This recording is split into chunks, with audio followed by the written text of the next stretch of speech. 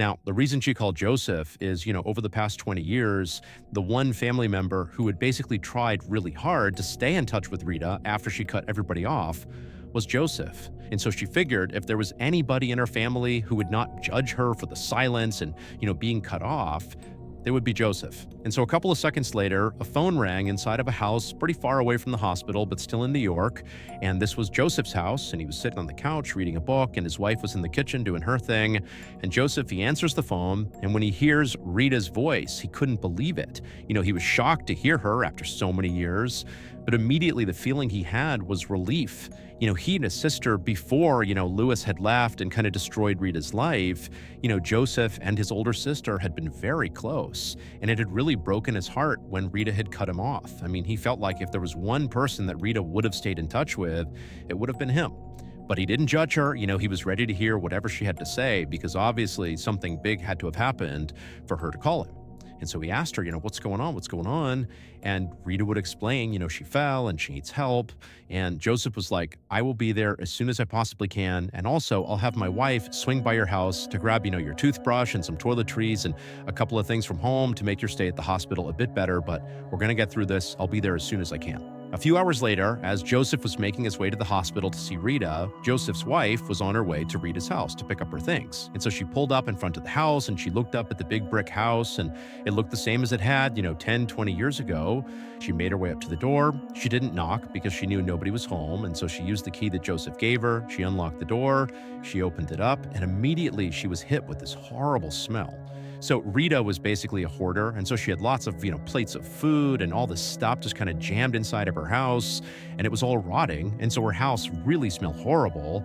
Not to mention, Rita basically never went outside. Remember, she kind of was a hermit for the past 20 years. And so Joseph's wife was kind of bracing for a pretty disgusting living situation, but this was far more repulsive than even she had braced for. But she knew she had a job to do, get in there and get some things for Rita.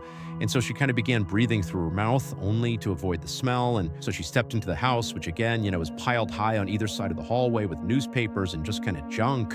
And so she began walking through the house and she eventually turned toward a flight of stairs. She went up to the second floor, and the second floor is the same as the first floor. There's plates of food and junk and all this stuff. And she didn't know which bedroom was Rita's.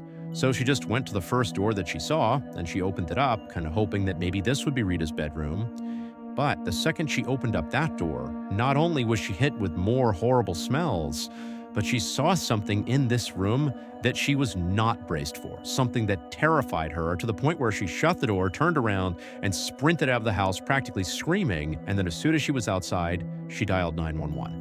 It would turn out Rita's understanding of what actually transpired 20 years earlier with Lewis inexplicably leaving, the event that basically caused Rita to shut down and cut her whole family off, her understanding of that was totally wrong. Rita had always believed that her son had just kind of stopped loving her or didn't like her anymore or something, like there was some sort of falling out, and that's why he had just kind of packed up his stuff and left without even saying goodbye.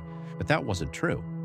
Lewis loved his mother. He didn't just randomly abandon her, but 20 years earlier, when Lewis was 29 years old, while he was still living with Rita in her house, he died somewhat unexpectedly from natural causes.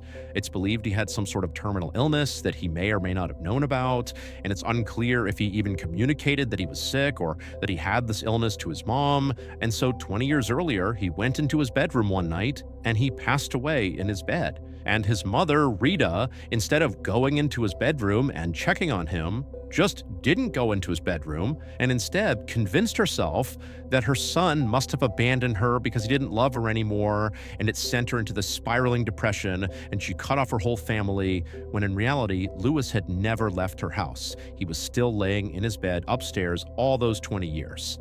And so when Joseph's wife went into Rita's house and went into that first bedroom she saw on the second floor, what she saw was Lewis's skeleton, still wearing a shirt and pants, laying in his bed, obviously deceased.